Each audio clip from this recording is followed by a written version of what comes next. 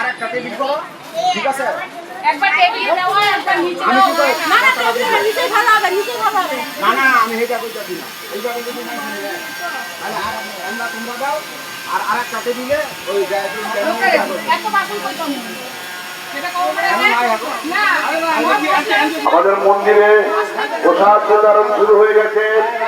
আপনারা এখনো যারা প্রসাদ গ্রহণ করেননি অতি শীঘ্র মন্দিরে এসে প্রসাদ গ্রহণ করুন। মন্দিরে প্রসাদ বিতরণ শুরু হয়ে গেছে।